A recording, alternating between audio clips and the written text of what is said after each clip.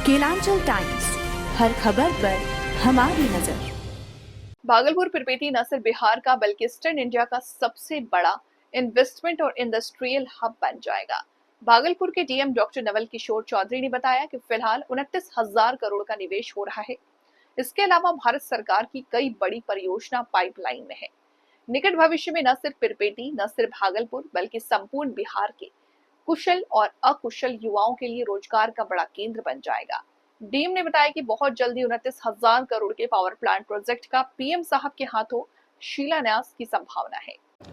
आपको अवगत कराने चाह रहे हैं कि ईस्टर्न इंडिया का सबसे बड़ा इन्वेस्टमेंट हमारे पिरपैंती में हो रहा है, जो एक स्थल पे है। इन्वेस्टमेंट मल्टीपल स्थल पे हो सकते हैं, लेकिन एक ही स्थल पे सबसे बड़ा इन्वेस्टमेंट करीब 29,000 करोड़ का इन्वेस्टमेंट पिरपैंती में हो रहा है। निश्चित रूप से जब इतना बड़ा इन्वेस्टमेंट होता है तो इसको रन करने के लिए कर्मियों की ज़रूरत पड़ती है। करीब 3,500 कर्मियों की ज़रूरत पड़ेगी, जो अधिकारी हैं, कर्मी हैं, स्किल लोग हैं। इसके अलावे जो अकुशल मजदूर हैं और अकुशल लोग हैं, इनको भी काफ़ी संख्या में रोज़गार मिलेगा। मिला जुला कर मैं ये बताना चाह रहा हूँ कि हजारों परिवारों को वहाँ से एक आसरा मिलेगा, वहाँ से रोज़गार मिलेगा और हमारे पूरे भागलपुर ज़िले के लिए वो एक बहुत बड़ी समृद्धि का कारण बनेगा। अगर वो पावर प्लांट का इन्वेस्टमेंट है तो इसके अलावा भी सर तो रेल पुल है, 4 लेन है, 6 लेन है, कुल मिला के वो एक तरह से इंडस्ट्रियल हब होने की पूरी संभावना है। बिल्कुल, ये बहुत बड़ा इंडस्ट्रियल हब होने की संभावना है और आपको अवगत कराना चाह रहे हैं कि पिरपैंती में जो प्रोजेक्ट है वहाँ के लिए सेपरेट लाइन बनेगा, सेपरेट 4 लेन जो है वहाँ अपना बनेगा। इसके अलावा गंगा पे एक रेल ब्रिज बन रहा है, उससे कनेक्टिविटी होगी। तो एक बहुत ही बड़ा वो एक इन्वेस्टमेंट जोन बनेगा और बहुत बड़ा समृद्धि का जोन बनेगा। मतलब जो आप लोगों का मूवमेंट हो रहा है, क्या फंडिंग स्टोन की संभावना देख रहे हैं? देखिए, हम लोग तेज़ी से काम कराने के लिए प्रयासरत हैं और बेहतर कोऑर्डिनेशन के लिए प्रयासरत हैं। बहुत जल्द अच्छी खबर मिलेगी। Thank you.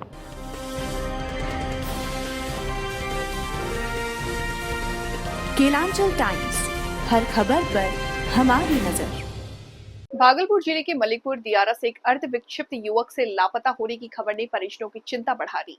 जानकारी के अनुसार पिरपेटी थाना क्षेत्र के मलिकपुर दियारा निवासी 69 वर्षीय रामजी सिंह अपने बेटे रुदल कुमार, जिसकी उम्र करीब 24 वर्ष है, वो अपने पति के साथ इलाज के लिए भागलपुर जा रहे थे।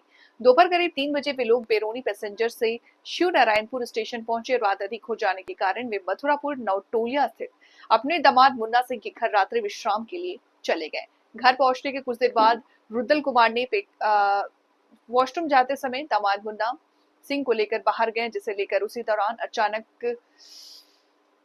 बाथरूम जाने के बाद परिजनों ने आसपास के इलाके में काफी खोजबीन की, लेकिन रुदल का अब तक कोई पता नहीं चल सका। लापता युवक रुदल कुमार का हुलिया इस प्रकार बताया गया है कि उसने नीले रंग की शर्ट, नेवी ब्लू रंग का लूजर और सफेद गमछा पहन रखा था। वह अर्धविक्षिप्त है और बातचीत कम करता है। परिजनों ने आम लोगों और प्रशासन से गुहार लगाई है कि यदि किसी को भी रुदल के संबंध में जानकारी मिले तो तत्काल नजदीकी थाना या परिवार से 6287068735 पर संपर्क कर इस घटना के बारे में बता सकते हैं। 22-23 साल का लड़का है, वही है वो मेरा लड़का। कहाँ के लोग? वहाँ बहन के घर बोले कि चल रात हो गए, कहाँ रहे, चल दीदी के घर आज रात गए और काल चलिए यहाँ लोकल से। तो कहलिए चल ठीक है हो तब जीजा जी के लिए कल के कि हमरा दोस्त हमें मैदान देवे तो गले जरा फिरे लगा उधरे जो है तो ये करके किन्ने भरे गए कोई पता किसी बात कुछ तक किसी झगड़ा हुआ ना कुछ ना शादीशुदा था? नहीं कुछ नहीं, शादी नहीं हुआ। अरे शादी नहीं हुआ है। क्या नाम है बेटा का? बेटा का नाम रुदल कुमार है। क्या उम्र था? उम्र 22-23 साल का लड़का है। कौन थाना क्षेत्र का मामला है ये? हाँ, कौन थाना का क्षेत्र? कहाँ घर वाला? शिव नारायणपुर थाना का। आपको नहीं? मम्मी हुए उसके। क्या नाम आपका? और मिला देवी। हमारा लड़का शिव नारायणपुर स्टेशन से पश्चिम नौटोलिया गांव के पास हमारा कुटुंब का घर है, वहाँ हम गए और मैदान करने के लिए गया। वहीं से लड़का जो है वो भाग गया। कहाँ भाग गया? अब कहाँ भाग गया कोई पता नहीं है। टॉर्च लेकर के भागा है। कितना तारीख को भागा? 3 तारीख को रात में। किसी से कोई आपस में मार झगड़ा वगैरह? कोई झगड़ा नहीं। क्या लगता है आपको बेटा कहाँ गया? कोई पता नहीं। थाना गए थे आप? थाना गए थे। क्या बोला गया? थाना में गए तो वो तो अपना काम किए, लड़का तो नहीं मिला। क्या नाम है आपका? रामजी सिंह।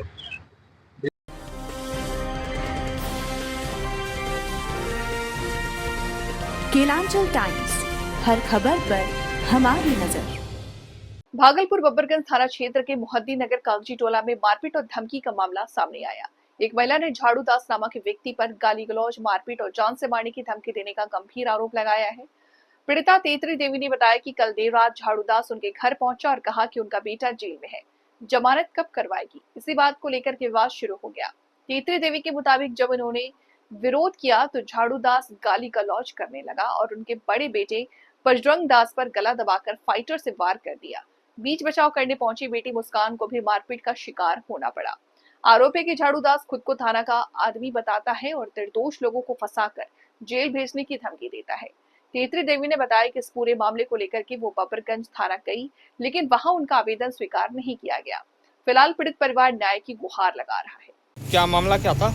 मामला यही था सर कि इकला मेरा मम्मी जा रही थी रोड पे, तो वहाँ पे ये रोक के पूछता है कि तेरा बेटा। कौन रोक करके पूछ रहा था? झरवा पूछ रहा था रोक के कि तेरा बेटा बेल होला। तो मेरा मम्मी जवाब में दिया कि तोरा की मतलब होला कि नहीं होला। ओकरे में एक गाली गल्लम पूरा बकने लगा, गंदा गंदा। कौन गाली बकने लगा? झरवा कौन है? झाड़ू थाना का दलाल। थाना का दलाल है, वही गाली गलौज करने लगा। गाली गलौज किया और हम बोलने पर हमको मारपीट भी किया। मार के जो है फाइटर से दिया, मुंह फाड़ के। फाइटर से? हाँ, गर्दन पकड़ के। थाना में आवेदन देने के लिए गए थे? हाँ, थाना में आवेदन दिए। बोला कि सवेरे आना। कौन बोला? बाबू, छोटा बाबू था कि कौन था, सवेरे बोला। हाँ। और झड़वा मारा है तुमको? हाँ, झड़वा मारा। किस वजह से मारा था? वही बोलने गए कि मम्मी को तुम क्यों गाली बके, तो इसीलिए। दारू पिया हुआ था? हाँ, दारू पिया फूल है, तो नशे है, ये है जो कि वो मारपीट किया नशे में। और बोलता है क्या करेगा तुमको, तू और उल्टे बोलता है तुम ही लोग को फंसाएंगे, अभी पुलिस भेजेंगे घर पे। झड़वा बोला था? और पुलिस के सामने में बोला, वहाँ बैठा हुआ था 2 गो। जब पहली बार गए बोलने के लिए तो वहाँ पे बोला उसके सामने में कि अभी पुलिस जाए तो पकड़ेगा। वो बोला थाना में बैठ करके? हाँ, झरवा।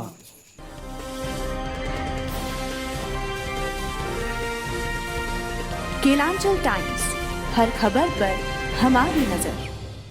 भागलपुर जिले में जमीन दिलाने के नाम पर ठगी का बड़ा मामला सामने आया है। बंगाली टोला पंच चंपानला निवासी शिक्षिका पूनम कुमारी ने बड़ी धनकर सबोर निवासी सुमित कुमार के 23 लाख रुपए ठगे हैं। आरोपी को पुलिस ने गिरफ्तार कर लिया। मामले की शुरुआत तब हुई जब राजनीति के दौरान सुमित कुमार की दोस्ती पूनम कुमारी के पुत्र से हुई। सुमित अक्सर उनके घर आने जाने लगा और इसी दौरान उसने शिक्षिका से नजदीकी बनाकर के जमीन दिलाने की बात कही। पूनम कुमारी ने इस पर भरोसा कर जमीन खरीदने के लिए 23 लाख रुपए दे दिए। आरोपी ने बार बार रजिस्ट्री की तारीख आगे बढ़ाई और जब शिक्षिका ने सौदा रद्द करने की बात कही तो उसने अलग अलग तारीखों पर 3 चेक दिया, लेकिन सभी चेक बाउंस हो गए। बार बार धोखा मिलने के बाद पीड़िता ने आरोपी के खिलाफ मामला दर्ज कराया। केस दर्ज होने के बाद सुमित कुमार ने पीड़िता पर दबाव बनाना शुरू किया और कई बार केस वापस लेने की धमकी भी दी। इस बीच पुलिस लगातार नजर रख रही थी और आखिरकार उसे गिरफ्तार कर लिया गया। पुलिस का कहना है कि आरोपी से पूछताछ जारी है और उसके खिलाफ सख्त कानूनी कार्रवाई की जाएगी। घटना ये है कि मेरे बेटा जो है वो राजनीतिक क्षेत्र में है। उस क्षेत्र के कारण इनसे कहीं पर सुमित कुमार सिंह से मुलाकात हुई, उस दरमियान काम करते हुए क्षेत्र राजनीतिक क्षेत्र में। उसके बाद इसे काफी संपर्क हो गया गहरा, तो वो मेरे घर पे भी आना जाना होने लगा, तो मेरे साथ भी हो गया। जान पहचान बेटा का मित्र है, जिस थ्रू वो मेरे घर आना जाना हुआ, तो उन्होंने एक जमीन के विषय में हमको विश्लेषण किया, तो हमने उससे अवगत हुए। हम बोले ठीक है हम ले लेते हैं जमीन। जमीन के एवज में उसको 23 लाख रुपया हमने दिए। जब उसको रजिस्ट्री करने की बात आई तो उन्होंने टाल मटोल करने लगा। बोला कि जमीन मालिक गए हैं कहीं तीर्थ करना, जिस कारण लेट हो रही है, वो आएंगे तो हमने आपको जमीन रजिस्ट्री करा देंगे। हम बोले ठीक है। जब काफी दिन हो चुकी नहीं कराने लगा तो हम बोले सुमित जी ये गलती बात है, हमने अब जमीन नहीं लेंगे आपसे। और जो है ना हमको संदेह हुई इस बात को, हम नहीं लेंगे। आप हमसे जो है ना हमको राशि वापस कर दिए, आश्वासन दिया ठीक है आंटी जी आपको राशि वापस कर देंगे। इसी दरमियान उन्होंने हमको कुछ तिथि को राशि हमको दिया, 2 चेक दिया। वो चेक मार्च में दिया, वो 24 मार्च में वो बाउंस हो गया। फिर उसको बाउंस के विषय में बताए, तरह तरह की बातें आने लगी, उनसे बातचीत होते होते फिर हमको चेक दिया मई में, वो भी बाउंस हो गया मेरे साथ। फिर जो एग्रीमेंट बना जून में मेरे साथ, उसमें 23 लाख का फिर हमको चेक दिया। चेक पहले 2 बार जो दे चुका था, फिर जून में उन्होंने 23 लाख का चेक एग्रीमेंट पेपर बनाया। एक उनका कोई मित्र था बबलू यादव, वो भी उसमें गवाह के रूप में गछा के कि दीदी तुम इससे पैसा नहीं लेना, हम पैसा देंगे। फिर उसका सब चीज़ बना, उसका भी चेक दिया, वो वकील साहब के रह गया, मेरे पास नहीं आया। 23 लाख का चेक लेकर के उन्होंने 13 जून से लेके 13 अगस्त का डेट लिया, 2 महीने का। 2 महीना जब बीत गई, एक भी चेक नहीं भेजा, तो फिर हमने उसको एक नोटिस भेजे अगस्त 19 को। नोटिस का कोई जवाब नहीं आया, तो 10 सितंबर को हमने कोर्ट के सहारा लिए, क्योंकि बहुत पैरवी किए हम इधर से उधर से। धमकी भी मिल रहा हाँ, धमकी भी मिला। धमकी का हमने नोटिस भी थाना को भी दिए थे लिख करके, तरह तरह की धमकी दे रहा था। आपने केस उठाइए, जब केस किए तो केस उठाइए। पहले तो धमकी यही देता था कि हम दे देंगे। दुर्गा दयाल को भी फोन करके बोला कि हमने पैसा दे देंगे, आंटी जी को बोलिए पैसा दे देंगे। बेटा को फोन किया दुर्गा दयाल प्रमुख साहब नाथनगर का।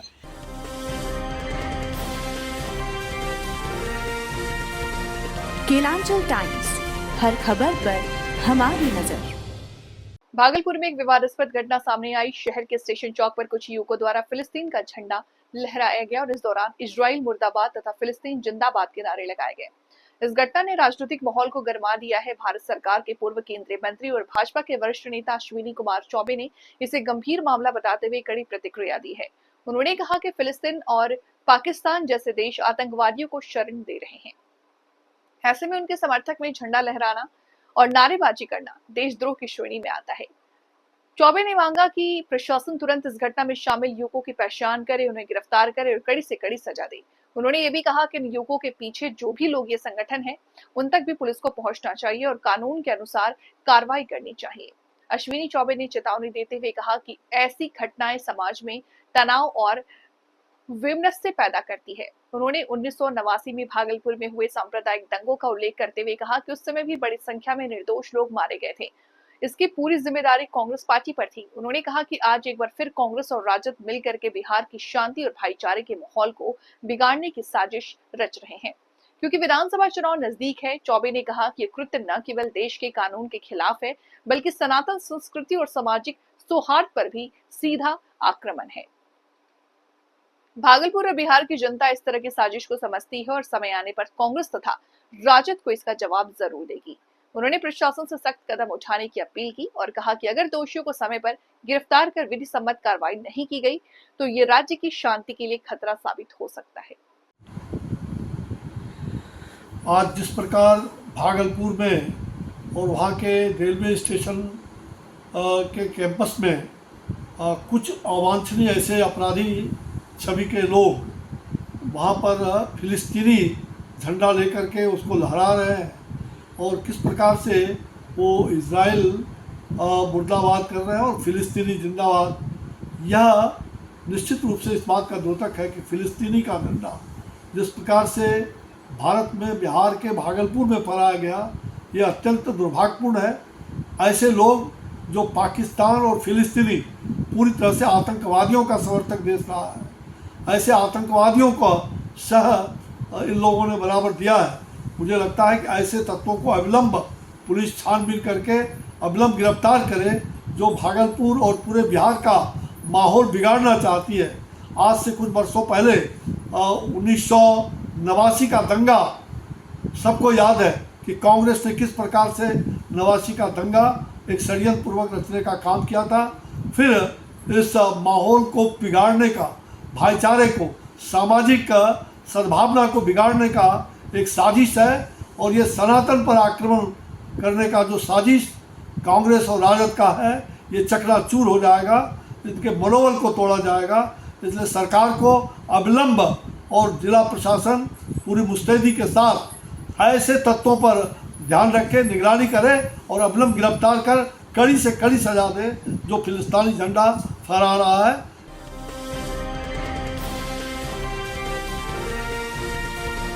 केलांचल टाइम्स, हर खबर पर हमारी नजर।